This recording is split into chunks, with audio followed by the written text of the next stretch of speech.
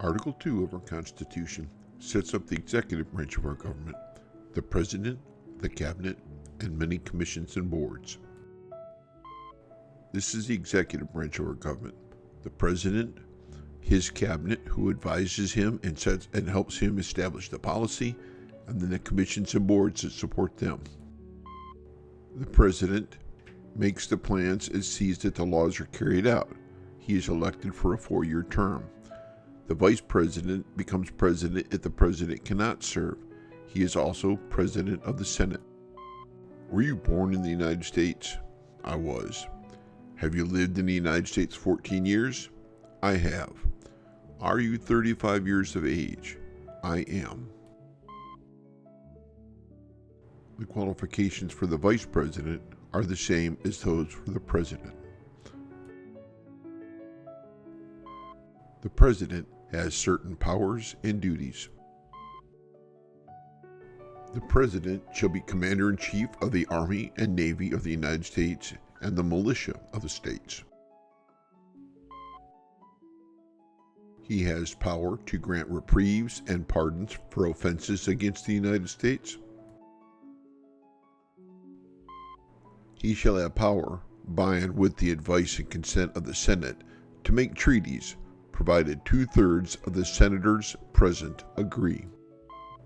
He shall nominate, and by and with the advice and consent of the Senate, shall appoint ambassadors, Supreme Court judges, etc.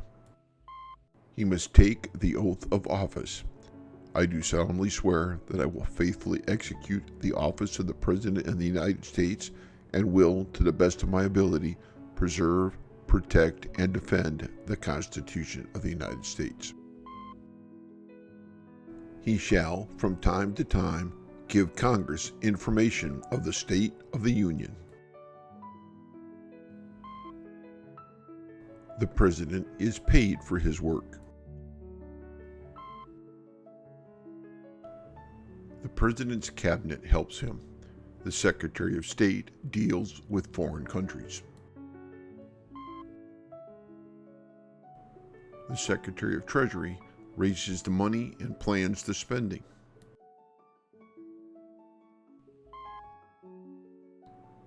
The Attorney General at the Department of Justice sees to it that the laws work.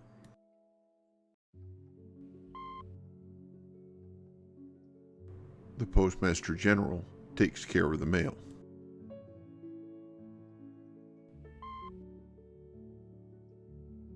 The Secretary of the Interior plans the use of land, water, and other resources.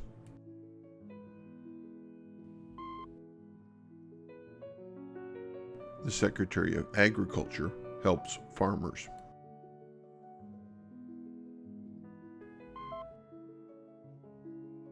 The Secretary of Commerce helps big and small business.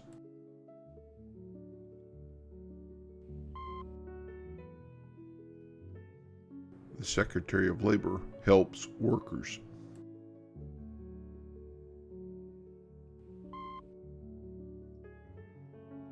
The Secretary of Defense is responsible for our military. The Constitution writers had a hard time deciding how we should elect our president. They did not think the people knew enough to pick the best president themselves.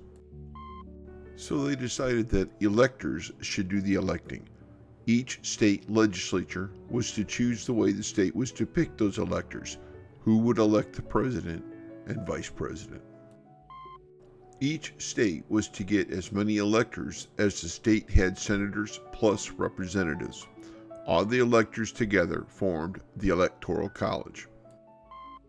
The first plan was to have the electors vote for any 2 men.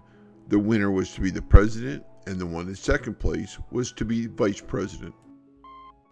But the 12th Amendment in 1804 changed the Constitution and made a new plan. Here it is. The electors meet in their own states to vote for a president and a vice president. They list the names for president and vice president and write the number of votes each has. Then they sign their names. seal the lists, and send them to the President of the Senate in Washington. The President of the Senate, before both houses, opens the lists and counts them.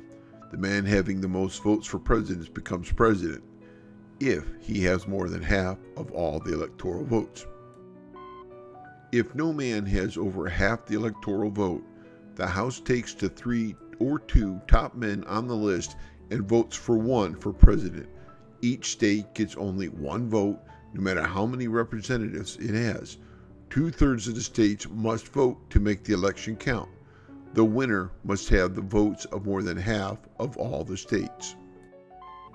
According to the 12th Amendment, if there is no Electoral College winner, the House of Representatives elects the President.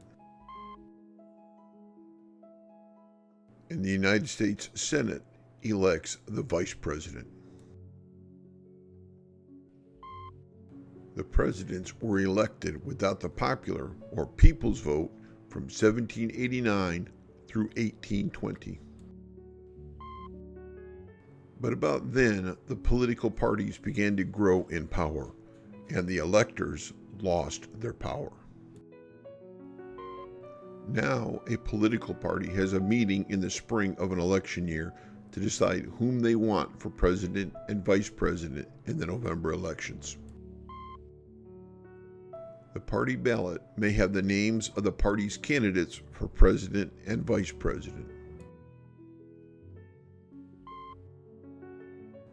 It may also have the names of the party's electors. It must have one or the other. Now the people vote. According to the Constitution, they are voting for the electors who will vote for president. But the electors of each party have agreed to vote for the party candidate. The Constitution gives the electors the right to vote for whom they want, but everybody knows whom they're going to vote for. This is an example of the way it works out in a state. Dewey had the most votes, so his New York electors were elected, which meant that Dewey got all 47 electoral votes for president. So when the November election is over, everybody knows who is going to be president and vice president on January 20th of the next year. The electoral votes do not always show how close an election is. The electoral votes still go to Washington as the Constitution directs, but the people pay little attention to the counting. They knew the result in November. What are my qualifications to be President of the United States? What are my most important duties and powers? Who are my cabinet members and what do they do?